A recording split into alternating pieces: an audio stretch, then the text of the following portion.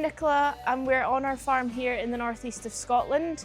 We're currently in our shed with some lambs behind me here and we're running about 900 Scottish mule ewes. I'm just going to take you through our Veno temporary yard setup and show you what we've done to customise it to our shed. So initially the lambs will come in this door here and run up this concrete pass where they go straight up and then they enter the S race before going down a small race into the Te Pari.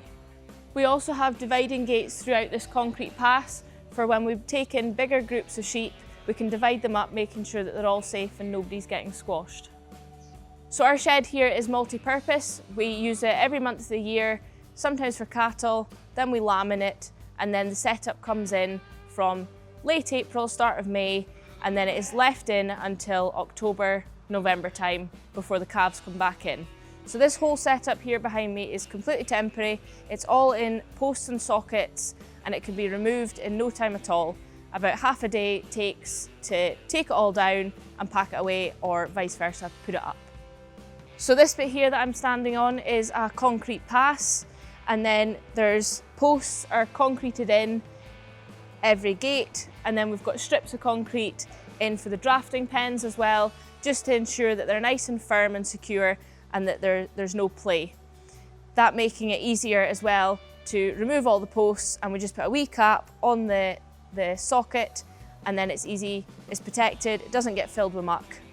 We've also got sawdust down here at the moment on all the drafting pens and this pass here, just to keep everything that wee bit cleaner. So here we've got a sheeted area now, which is to help maintain the flow of the lambs when they're coming up here. They keep going straight forward and then into the S curve. There's also lots of access gates throughout, including in the S bend as well. This is to ensure that we have got easy access for going in and out of the area where there's no stock going to be. So coming up into the S race here, we've got these gates that are in frames. As you can see, the sawdust is kind of covering it at the moment, but that's just to give it extra stability for when the pressure might be on them. If you've got the lambs in, you can take the gate round behind them and then easily pinned, ensuring that they can't push it out. And then as the lambs move round, your gate moves with them and then it pins in there again, ensuring they can't push it back. And then if you've got lambs coming up hard behind them again, you simply pull the pin, push the gate forward,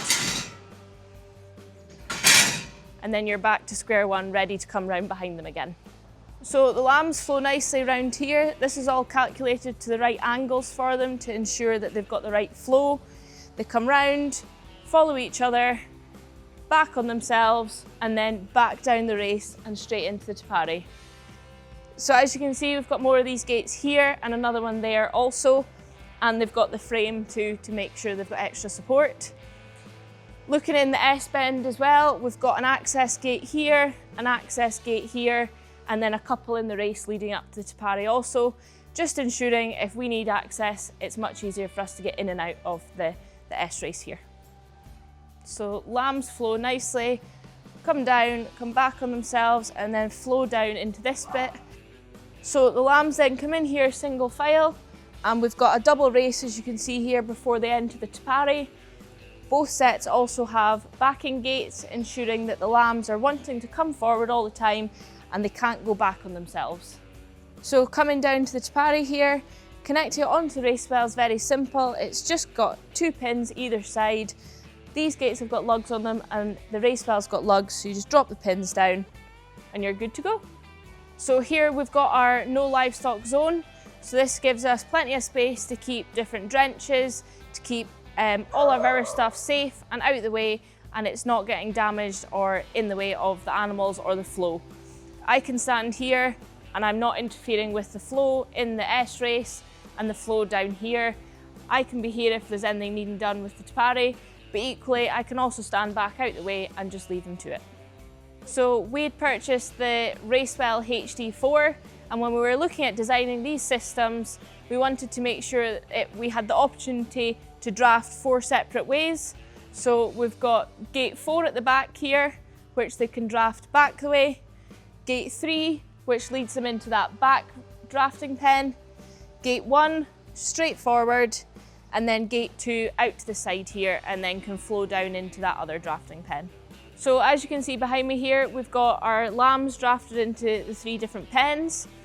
Now these pens would hold roughly 280 to 345 kilo lambs. Obviously slightly more if they were slightly littler, and then yows you'd probably get slightly less. But they've got a good length in them and they can hold plenty of sheep. So throughout the system here, we've got a few different latch designs on the gates. So this one, for example, has got the pen enclosed within it. Another one here that we have in the different drafting pens for access is a sliding one that then clips into the top. And then at the end of the drafting pens and also out into this concrete pass, we have the handle ones. All 3 designs work really well, and we've got them dotted about in different locations, and they each suit where they're positioned. So when we were in the design process as well, we wanted to make sure that we had a semi-permanent foot bath. So as you can see here, this gate from drafting pen 3 folds round against this post here, and then it allows the sheep to then flow out of the foot bath here. And it also means that for emptying it, refreshing it, it's out the door, it's out the shed, it's away, it's keeping the bedding clean. So with the help of the team at Te Pari and Veno, we had conversations back and forth about what would work best in this shed.